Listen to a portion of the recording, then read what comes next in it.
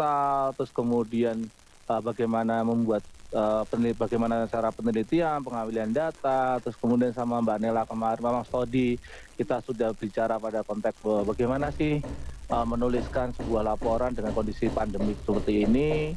Terus kemudian Mbak Nela juga nguatin lagi bagaimana penulisan laporan. Dan menurutku laporan itu tidak harus 80 atau 100 lembar, tapi bagaimana laporan itu tersistematikan dengan baik. Nah, alhamdulillah hari ini Sabda sudah menerima 14 laporan dari teman-teman. 14 ya, Pin ya? Masih kurang 10 teman-teman, tapi ya kita tetap tetap kita tunggu karena memang ini menjadi respon yang menarik karena riset berbasis pada community ini menjadi penting untuk bagaimana digerakkan bersama ke depan.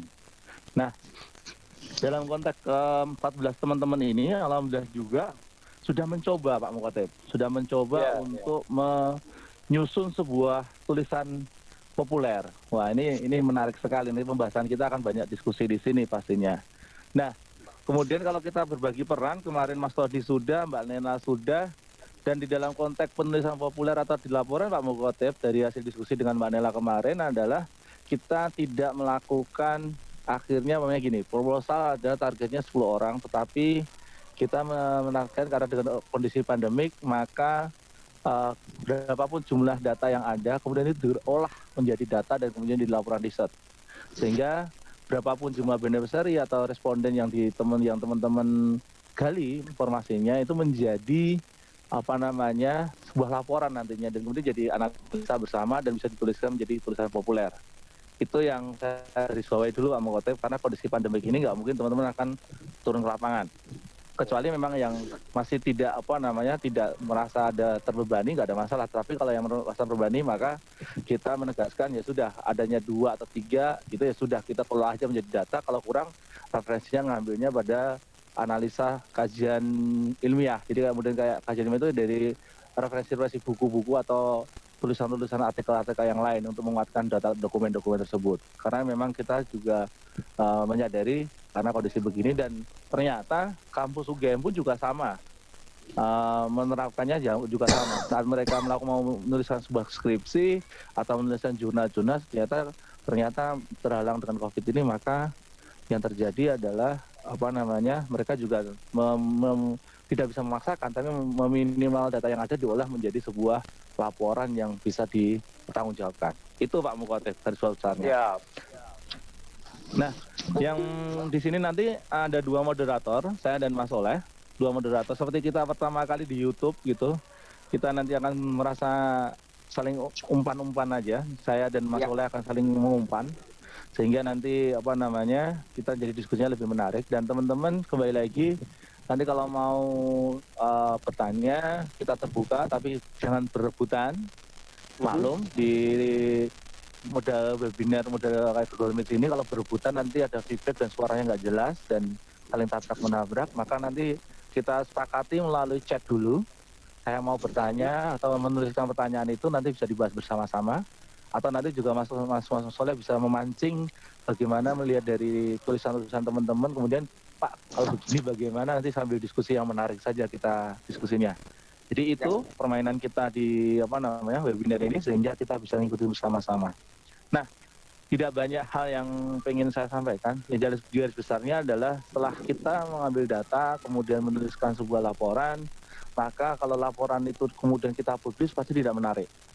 Nah, ini yang menjadi pertanyaan bersama bagi orang-orang. Laporan ilmiah nih, laporan kajian, kok isinya masih data aja nih. Gimana cara membaca? Masyarakat membacanya akan susah. Nah, hari ini sangat menyenangkan. Terima kasih Pak Mukotep waktunya. Karena hari ini kita bisa kembali lagi nyuri ilmu, nyolong ilmu. Nek nyolong berarti polisi. Ambil ilmu lah atau bahasa ilmuwan itu menyerap ilmu, mentransfer ilmu dari Pak Mukotep, minta transfer ilmu dari Pak Mukotep. Bagaimana sebenarnya poin pertama mungkin Pak Mukotep sudah menyiapkan presentasi, nanti Bintang bisa menampilkan slide-nya. Bagaimana sebenarnya membuat tulisan populer dulu Pak, kita lebih ke santai dulu. Nanti kalaupun di materinya sudah mulai ada nggak apa-apa, tapi bagaimana sih pointer paling penting, kata kunci membuat tulisan populer itu seperti apa. Nah, oleh sebab itu saya kasih waktu Pak Mukotip ya 30 menit lah maksimal. Kalau Pak Mukotip itu 30 menit itu bisa 1 jam nanti tanya. Oke, itu dulu. Silakan. Mas Soleh mau nambahin, silakan. Enggak, langsung Pak Mukotip aja dulu, nanti biar teman-teman segera menyimak materi. Oke. Baik. Oke, silakan Pak Mukotip. Waktu kami serahkan Pak Mukotip. Ya, maksimal 30 menit lah. Biar Terima kasih Pak Miko, Pak Soleh, dan teman-teman yang lain ya, yang sudah berpartisipasi di acara kita hari ini. Seperti disampaikan tadi, kita kan sebetulnya acara ini sangat menarik karena kita tidak berangkat dari teori, tapi berangkat dari pengalaman, di mana ada karya-karya yang sudah dibuat. Oleh karena itu, presentasi saya kasih judul catatan kecil untuk karya besar. Karena menurut saya, karya teman-teman itu adalah sebuah karya besar. Dihasilkan dengan susah payah, di antara situasi yang tidak menyamankan saat ini. Jadi itu sebuah karya besar, dan saya apresiasi lah ke semua teman-teman yang sudah membuat karya ini, karena bukan sesuatu yang gampang ya untuk membuat karya yang besar ini. Nah, yang pertama tadi Pak Miko bilang sebetulnya apa sih kunci dari yang kita sebut dengan karya ilmiah populer ya. Jadi sebetulnya kenapa jadi muncul ada karya ilmiah populer? Kata kunci yang pertama adalah mudah dipahami oleh umum. Jadi yang disebut dengan ilmiah populer adalah satu karya ilmiah yang mudah dipahami oleh masyarakat awam sekalipun. Jadi kalau isu kita di penyandang disabilitas, maka bagaimana sebuah karya ini, ilmiah populer ini bisa langsung dipahami oleh orang yang sama sekali tidak pernah bersinggungan dengan penyandang disabilitas. Tulisan kita langsung bisa memahamkan itu. Nah, itu yang disebut karya ilmiah populer. Jadi bagaimana hal yang sulit itu kemudian menjadi dimudahkan. Nah, bagaimana memudahkannya? Nah, ini nanti banyak yang di presentasi saya sebetulnya adalah cara-cara bagaimana membuat karya ilmiah kita itu bisa menjadi mudah dipahami oleh awam. Jadi kata kuncinya mudah dipahami oleh awam. Oleh karena itu disebut dengan populer, artinya mudah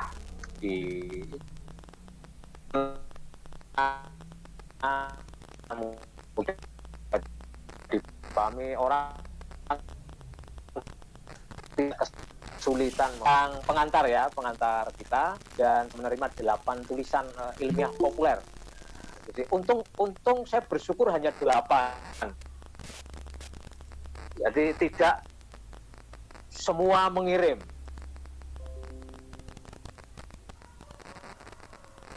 Itu. Karena itu. Jadi untung saja hanya 8. Jadi saya punya kesempatan membaca secara detail, membaca secara keseluruhan dari karya teman-teman.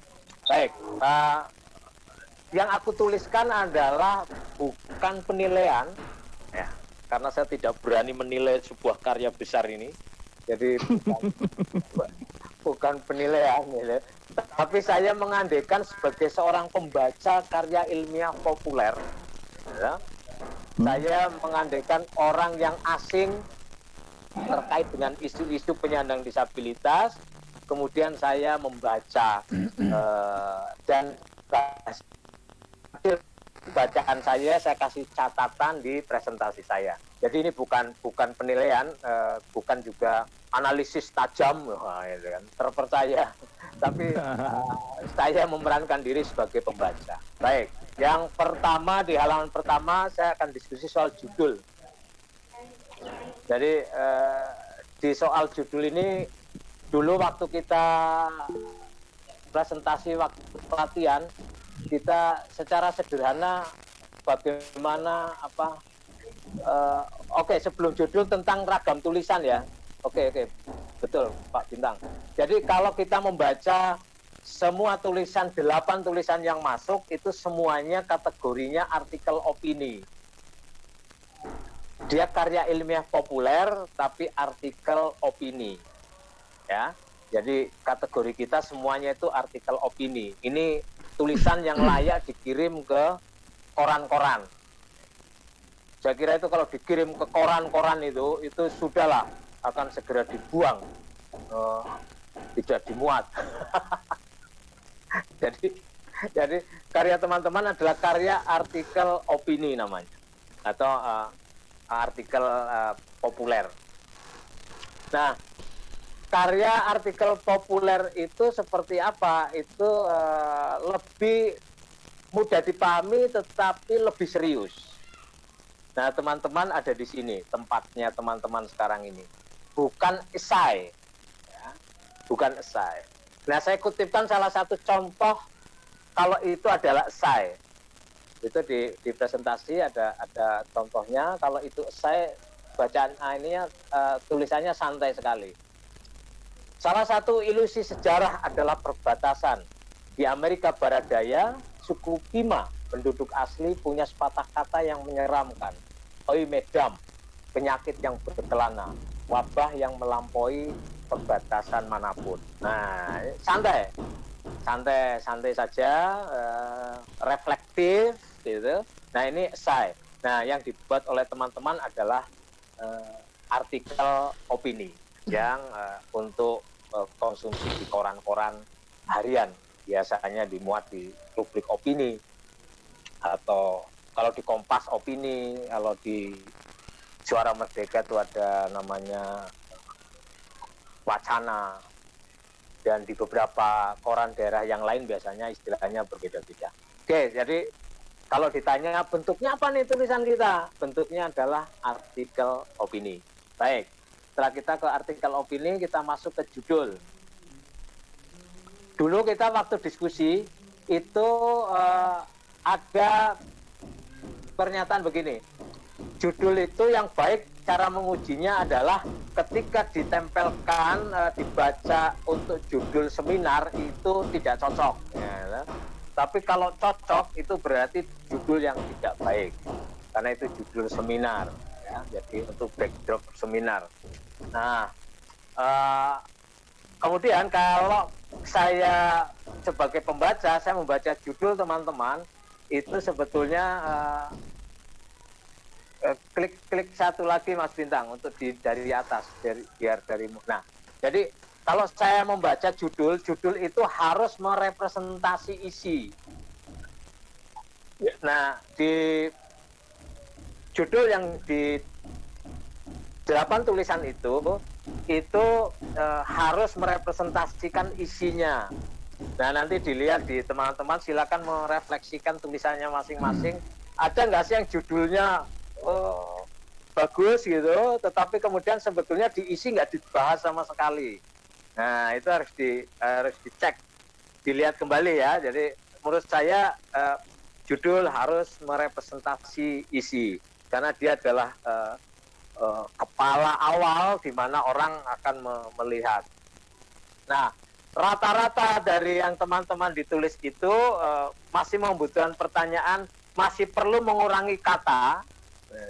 Judulnya itu panjang-panjang semua ya.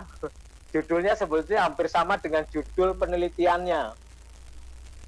Nah, karya ilmiah populer yang diambil dari sebuah riset itu sebenarnya tidak harus selalu sama persis dengan judul dari karya penelitiannya, sehingga tidak berkepanjang-panjangan. Nah, saya ada satu judul, misalnya saya kasih untuk contoh, gaya komunikasi kanan kiri. Nah, ini sebetulnya bukan judul. Ini dibuat untuk nama file. Sementara kalau judul di dalamnya bukan ini. Padahal yang keren adalah yang ini, gaya komunikasi kanan kiri. Itu orang membaca judul ini itu akan sangat tertarik dan ingin melanjutkan membaca. Ini apa ini gaya komunikasi kanan kiri? Gitu. Nah, tapi masih bisa diperpendek nggak? Sebetulnya masih bisa. Jadi kalau mau diperpendek lagi adalah gayanya dibuang. Tinggal tulis saja komunikasi kanan kiri. Ya, itu keren banget tuh. Ya, jadi tulisannya judulnya sangat keren dan memanggil orang untuk membaca. Tapi kalau yang sudah dijelaskan misalnya gaya komunikasi dengan disabilitas netra. Nah, kalau judulnya gitu orang sudah nggak tertarik.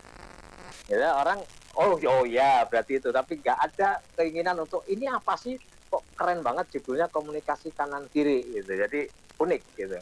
Nah, contoh yang kedua ada yang kasih judul 2 kata, pola asuh. Nah, pola asuh ini sebetulnya juga sudah cukup menarik gitu, hanya masih menjadi umum. Jadi orang bisa ke pleset-pleset tentang pola asuh pada umumnya, pada anak. Nah, ini sebenarnya agak menarik kalau ditambahi kata. Misalnya kita tambahi kata pola asuh disabilitas misalnya. Nah itu kalau dikasih judul disabilitas, pola asuh disabilitas, itu orang akan segera tertarik ingin membaca gimana, karena orang membayangkan bagaimana sih sebetulnya mengasuh anak yang tuli, bagaimana mengasuh anak yang disabilitas netra. Itu problem betul, sehingga orang akan menjadi tertarik. Ini sekitar judul kalau saya membaca dari karya teman-teman. Oke, kita lanjut. Yang setelah itu adalah soal paragraf awal. Nah, setelah orang tertarik dengan judul, itu kita masuk ke paragraf pertama. Nah, paragraf pertama itu adalah pintu masuk setelah orang mengetok pintu. Judul itu mengetok pintu. Nah, paragraf utama itu adalah pintunya, membuka orang untuk kemudian masuk ke dalam. Sehingga dia harus disusun semakin menarik minat terus untuk membaca. Setelah itu judulnya, kemudian orang akan terpancing dengan paragraf awal ini. Nah, paragraf awal itu komponennya apa saja? Itu harus mewakili ada kebaruan. Ada kebaruan, terus isunya berdampak luas, ya, dan sedang menjadi perdebatan. Nah, ini orang akan tertarik untuk langsung membaca, gitu. Nah, itu akan semakin tertarik orang melihat, gitu. Tetapi kalau dibukanya dengan yang sudah umum, gitu, itu paragraf awal tidak menarik. Misalnya hampir semua teman-teman itu misalnya masih menangkap sesuatu yang bersifat umum. Misalnya gini, sudah dipahami, seperti sudah dipahami oleh publik, di Indonesia ini, itu adalah statement-statement yang publik. Kekerasan seksual di Indonesia diketahui semakin tinggi. Itu sudah pengetahuan publik. Orang sudah tidak heran lagi dengan soal pernyataan itu. Yang namanya Indonesia itu ya sudah begitu, kekerasan di mana-mana gitu. Jadi orang-orang, nah terus gimana cara menemukan soal kekerasan? Misalnya mau bicara soal kekerasan terhadap anak, perempuan penyandang disabilitas. Mungkin kalau kita bilang bahwa menurut WHO, kekerasan terhadap perempuan disabilitas itu lebih tinggi dari perempuan yang tanpa disabilitas. Itu udah biasa. Itu biasa. Tapi coba kalau karyanya dimulai, paragrafnya dimulai dengan pagi itu Sarinah masih bermain di depan rumahnya. Seperti hari-hari sebelumnya. Ya, anak berusia 8 tahun yang menyandang disabilitas netra Nah, gitu-gitu. Jadi orang begitu membaca itu sudah langsung gitu. Apa ini gitu. Tapi kalau langsung di yang umum-umum, kekerasan ini dan komunikasi adalah suatu peristiwa, sudah biasa itu. Pola asuh orang tua dengan anak itu adalah relasi, sudah biasa itu. Apalagi pengadilan di Indonesia masih tidak adil bagi sudah umum itu kan gitu, kira-kira gitu. Jadi kebaruannya ada, isu berdampak luas, sedang terjadi perdebatan, tapi dari cara pandang yang berbeda, gitu. Jika tidak menjadi umum seperti tadi. Contoh di esai itu tadi juga begitu, itu tulisannya Gunawan Muhammad, jadi sehingga menjadi lebih bagus. Itu yang paragraf awal, jadi harus terus menarik orang untuk membaca. Terus setelah paragraf kita masuk ke paragraf, bagaimana saya melihat, saya membaca dalam tulisan teman-teman itu yang pertama itu masih perlu kedisiplinan topik, ya. Ini topik Rahmannya itu masih ditabrak-tabrak. Jadi teman-teman mesti harus tetap ingat dalam satu paragraf itu harus ada hanya satu topik. Ya. Nah, teman-teman kadang-kadang di satu tulisan itu satu paragraf itu bisa terdiri dari 3 topik. Sebabnya apa? Kok bisa jadi berpanjang-panjang, bisa lebih beberapa topik? Karena kadang-kadang teman-teman di dalam tulisan itu menggunakan kata sehingga. Itu salah satunya. Sehingga hal tersebut, jadi seakan-akan itu masih di satu konstruksi paragraf. Padahal sebetulnya itu sudah bisa dibuat 2-3 paragraf. Tapi gara-gara menggunakan sehingga, nah itu jadi akhirnya paragrafnya itu bisa panjang sekali, gitu, dan melelahkan. Jadi di paragraf itu masih perlu kedisiplinan untuk melihat topiknya, idenya, satu paragraf, satu ide atau satu topik. Nah kemudian yang kedua, di paragraf itu saya lihat kita harus menghindari berpanjang-panjang. Kita kadang-kadang itu loh, masa paragraf kok cuma 4 baris? Enggak masalah, karena itu satu topik. Gitu. Jadi tapi kadang-kadang kita nggak nyaman ya, menulis satu paragraf kok 4 baris. Ya paragraf tuh paling tidak ya 10 baris, 8 baris, ya enggak. Jadi paragraf itu tidak ditentukan oleh barisnya, tapi oleh topiknya. Kalau satu topik sudah dibahas, misalnya begini, kita sedang menceritakan satu kursi yang terbuat dari rotan sintetis atau rotan buatan. Ini kebetulan ini di tempat itu ada kursi rotan sintetis. Nah, maka satu paragraf kita mulai, paragraf pertama kita mulai diskusi soal kakinya berapa. Kaki kursi berapa, terus bentuknya seperti apa, bundar atau segi 4 gitu. Itu satu paragraf. Setelah itu pegangannya bagaimana? Itu satu paragraf. Lain itu namanya topik. Topiknya satu topik pertama soal kaki kursi, topik yang kedua pegangan kursi, topik yang ketiga soal sandaran kursi gitu. Dan topik yang keempat soal dudukan kursi, dan soal paragraf yang kelima bicara soal nyaman apa tidak ini kursi. Gitu. Tapi kalau bagi kita yang belum disiplin topik, maka sebetulnya kursi itu bisa dibahas di dalam satu paragraf. Misalnya Pak Idi baru saja membeli satu set kursi dari rotan sintetis.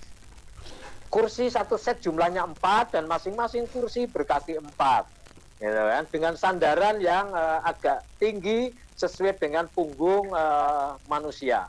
Kemudian pegangannya, nah saya sebetulnya sehingga dengan bentuk yang seperti itu kursi rotan sintetis itu menjadi nyaman. Nah, jadi dia bisa menjadi satu paragraf sebetulnya, tapi itu melawan beberapa cerita topik gitu. Itu contoh sederhananya. Baik, kita akan lanjut ke kalimat. Nah, yang pertama yang saya lihat teman-teman itu yang harus masih selalu ingat adalah SPOK. Lagi-lagi karena SPOK ini adalah satu cara bagaimana tulisan kita tertib, tidak berputar-putar. Gitu. Jadi dulu juga kita sudah singgung waktu kita pelatihan, ini SPOK harus selalu diingat. Teman-teman masih lupa dengan SPOK, bolak-balik, kadang juga menyela-nyela yang tambahan-tambahan sehingga kalimat itu tidak jelas. Kalau kita mau mengembangkan SPOK, itu maka bisa dikembangkan subjeknya, bisa dikembangkan predikatnya, bisa dikembangkan objeknya, dan bisa dikembangkan keterangannya. Misalnya Saiful memukul kucing kemarin, gitu kan? Itu kan pendek, itu kalimat dasar awal. Saiful memukul anjing kemarin. Nah, bagaimana cara mengembangkan kalimat supaya menjadi satu paragraf dan satu topik tentang Saiful mukul anjing? Maka tinggal kita tambahkan. Saiful, anak laki-laki itu memukul dengan keras seekor anjing herder kemarin sore. Ya, gitu kan? Jadi setiap subjek bisa dikembangkan dengan tadi subjeknya Saiful, anak laki-laki itu adalah untuk keterangan dari Saiful. Terus memukul dikasih keterangan dengan keras. Saiful, anak laki-laki itu memukul dengan keras, objeknya seekor anjing herder. Awalnya hanya anjing tambah seekor anjing herder. Kemarin tidak jelas, kemarin apakah pagi, siang, apa kita tambahi, kemarin sore. Nah, kalau kita mau tambah kemarin sore lagi, kemarin sore ketika matahari mulai tenggelam. Jadi tambahannya di setiap SPOK tapi terus gitu. Jadi itu yang selalu harus diingat. Kemudian selalu menggunakan kalimat aktif. Seperti dulu kita diskusikan juga, kalimat aktif adalah kalimat yang subjeknya SPOK betul, subjeknya di depan, ya kan, kayak Saiful tadi itu. Kalau dibalik-balik itu tidak menjadi kalimat aktif. Misalnya kemarin sore anjing dipukul oleh Saiful. Nah, itu menjadi kalimat pasif. Jadi kalimat aktif kata kerjanya bukan di. Oke, itu yang harus teman-teman ingat-ingat di setiap membuat kalimat. Nah, jadi nanti terus selanjutnya adalah kata. Kata yang harus teman-teman ingat adalah selalu menggunakan kata baku. Jadi sebaiknya sedapat mungkin menggunakan kata baku, bahasa Indonesia yang baku. Jadi yang sudah dikamuskan. Jadi kategori atau kategori. Nah, gitu kan? Itu mana yang baku, mana yang tidak baku, kategori atau kategori, analisa atau analisis. Nah, itu semua harus inikan ya, dipastikan. Kemudian memilih kata yang berbeda. Jadi kalau ada kata yang sudah umum dipakai, misalnya mantan adalah bekas adalah itu dipakai berganti-ganti. Itu kata supaya menjadi tidak jenuh, gitu kan. Misalnya kata seperti, seumpama, ibarat, penaka. Nah, itu harus dicari supaya di tulisan itu bisa beragam kata-katanya. Gimana cara mencari adalah di kamus, gitu kan. Di kamus ada banyak pengertian kata yang sinonim. Jadi mungkin ketika teman-teman menulis tidak lagi menggunakan kata seperti tapi penaka, gitu kan. Penaka sebuah lonceng yang berbunyi ketika pagi hari menjelang anak-anak masuk sekolah. Nah, itu menjadi penaka, bukan umpama. Itu udah biasa, umpama biasa, kasih penaka. Atau sebetulnya teman-teman bisa menciptakan kata yang baru. Yang kalau karena nggak ada, ya kita ciptakan kata yang baru. Nggak masalah, kita kampanyekan kata yang baru, nanti lama-lama bisa diterima. Misalnya teman-teman tahu siapa yang ketika musik orkes dangdut, awalnya itu kan kita sebut dengan irama Melayu. Irama Melayu. Nah kemudian Gunawan Muhammad itu membuat kata baru dengan istilah dangdut. Jadi siapa penemu kata dangdut itu adalah Gunawan Muhammad. Gitu. Jadi gimana Gunawan Muhammad menciptakan kata dangdut?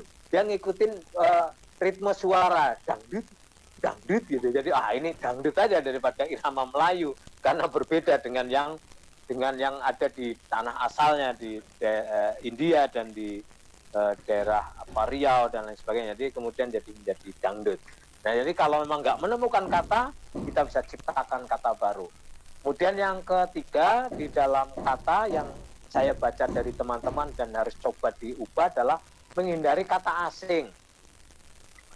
Karena ini karya populer, maka hindarilah kata asing.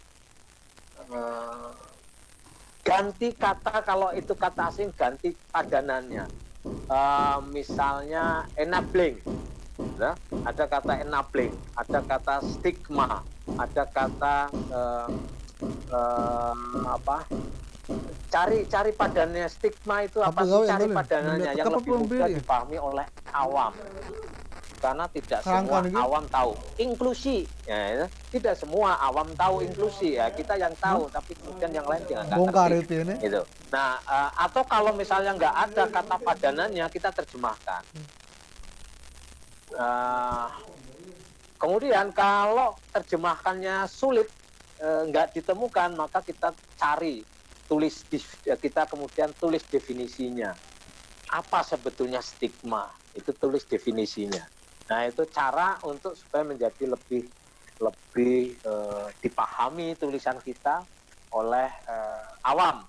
Bukan begitu membaca karena kata-katanya sulit, dia membaca karya ilmiah populer, megangnya kamus. Nah, itu kan tidak populer lagi sebetulnya. Jadi itu masih kuat bias dari karya-karya ilmiah yang ilmiahnya, tapi belum diturunkan menjadi yang populer. Oke, terus paragraf akhir. Nah, ini paragraf akhir ini kita bisa memilih sebetulnya apakah mau menyimpulkan, apakah mau menyarankan, mengajak bertindak, atau membuka wacana baru. Jadi kalau menyimpulkan ya paragraf akhir kita itu kayak, nah dengan begini maka gitu. Jadi dengan kata-kata yang bersifat menyimpulkan. Akhirnya kita menjadi mengerti setiap perbuatan yang baik pasti akan mendapatkan penghargaan dari masyarakat, kayak gitu. Itu menyimpulkan. Terus kalau menyarankan,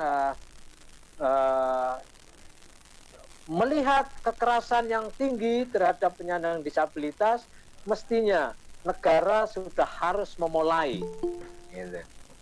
Mengembangkan sistem yang lebih aman, lebih adil, kayak gitu. Itu menyarankan. Nah, kalau yang mengajak bertindak itu tidak akan berakhir kasus kekerasan kalau tidak dimulai dari kita sendiri.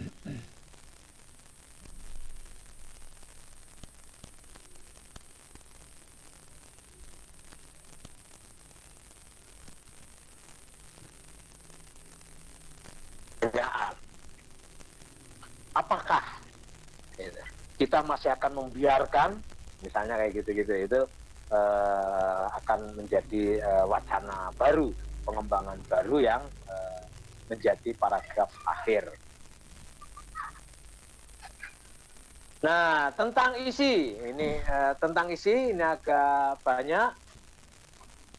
Yang pertama, karena kita karya ilmiah populer, maka yang terpenting yang saya baca dari karya teman-teman itu yang harus ada catatan adalah hindari jebakan model laporan jurnalistik. Menurut menurut kepala dinas, menurut hakim, menurut korban atau menurut penyintas, ini jangan hindari kata-kata menurut karena itu jebakan laporan jurnalistik. Ubah kalimatnya. Tidak lagi menurut data misalnya. Data seperti yang ditunjukkan data dari apa gitu. Jadi itu yang ini. Jadi